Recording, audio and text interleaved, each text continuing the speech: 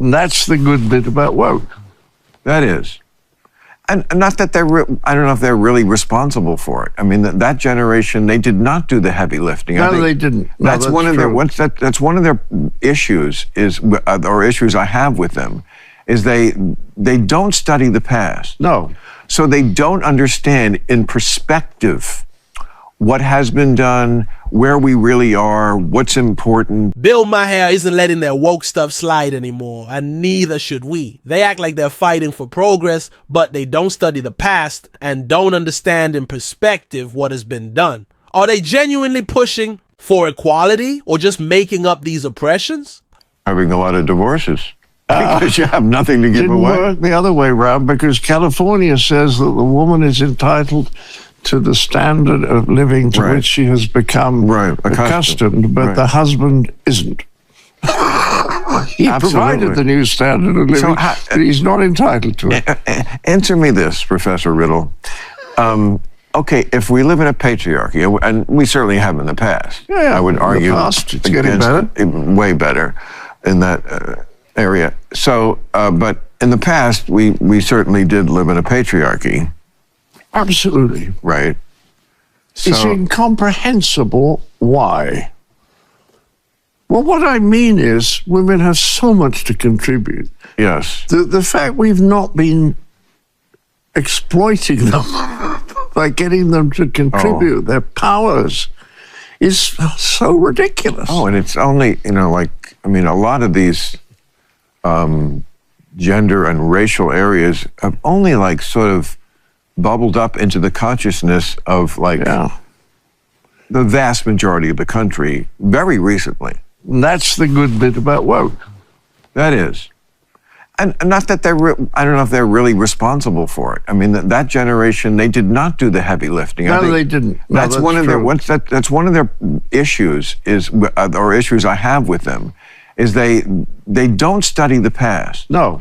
So they don't understand in perspective what has been done, where we really are, what's important, and then there's no understanding of context. Bill Maher pointed out they did not do the heavy lifting. They criticized the patriarchy, but as one source notes, it created the world that we currently exist in. Are they tearing down a foundation they didn't lay? Let's dissect the historical amnesia driving this movement. All right, everyone. Now, recently I was catching clips of Bill Maher's podcast, Club Random, and it sparked a lot of thoughts. In particular, the segments where he's pushing back against what's become known as woke culture really resonated with me. It reminded me of a lot of the conversations we have here, trying to inject some common sense and historical perspective into the current social and political discourse. British invented slavery. And I want to say to them, do you think the pyramids were built by volunteers? Right. Or were they independent contractors? Absolutely. I used to say it in my act. It's something people did all over the world. People of color were a big part of the apparatus of the trade. I mean, throughout history, the Greeks, the Romans, the Egyptians, the British, all the way up to R. Kelly. All the way. Only the peasants spoke English. So we've been slaves a lot, and I want to know, if there are reparations, are we qualifying? Reparations? For being slaves. Oh, it's a knotty issue because there is so many, some people say, well, what about black people here who are not African Americans? Right. They're African something else, they came here recently, does California has offered reparations.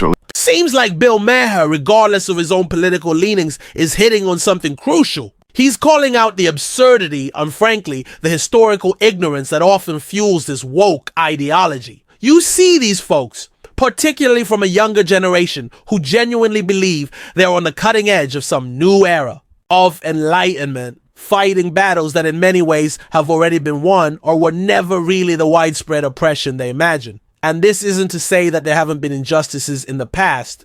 Absolutely there have. We all know the history of this country, the struggles, and the progress that has been made. But to act as if we are living in a fundamentally oppressive society today, especially when compared to the vast majority of human history, or even to many places in the world right now, is not only inaccurate, it's deeply ungrateful. Think about it. We hear constant cries about systemic this and systemic that. Now, are there still areas where we can improve? Of course. Is there bias in the world? Human nature being what it is, likely. But the idea that America is some irredeemably flawed, oppressive hellscape, come on. We have people risking their lives, enduring incredible hardship, just for our chance to come here. My friend who worked in Homeland Security, he used to tell me heartbreaking stories of the lengths people would go to, the dangers they would face, just to set foot on American soil. And then you see people already here, with all the freedoms and opportunities this country offers, constantly tearing it down. It's a perspective problem, plain and simple. Now, I'm sure if we had one of these woke folks on the show, they'd be talking about all the ways in which marginalized groups are still suffering. And while I acknowledge that challenges exist, their analysis often lacks nuance and historical context. They tend to paint with incredibly broad strokes, ignoring the significant progress that has been made, often through the hard work and sacrifice of previous generations. As Bill Maher touched on, this generation, the ones leading the charge on a lot of this woke stuff, they didn't do the heavy lifting. They're standing on the shoulders of giants, yet they act as if nothing has ever been done before. One of the things that gets under my skin is this constant rewriting of history through a modern, often highly subjective lens. They judge historical figures and events by today's standards, completely ignoring the context of the time. It's like watching a movie from the 1950s and getting upset that there aren't more diverse actors on screen. That wasn't the reality of the time. We need to understand the past in its own context to truly appreciate how far we've come. And this obsession with finding oppression where it might not actually exist leads to some truly bizarre conclusions. You see people making up these oppressions. As the sources pointed out, they're searching for things to be outraged about, even when, by any objective measure, society has made tremendous strides in equality and opportunity. It's like they want to be victims. Suggested in the legislature, I believe, and people have pointed out, well, California had no slaves. Yeah, I know. The whole thing so there's a lot of hugely complicated.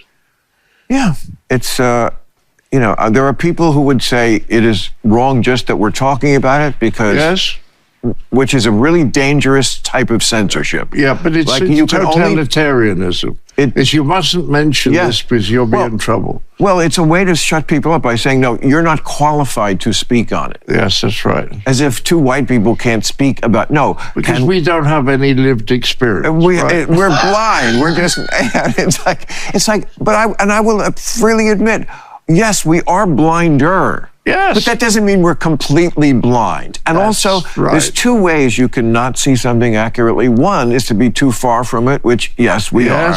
Another way is to be too close. Good. And then, so there's you can see nothing else. Then you can see nothing else. Yeah. So Somerset Maugham once said that in order to know your own country, you have to live in another one.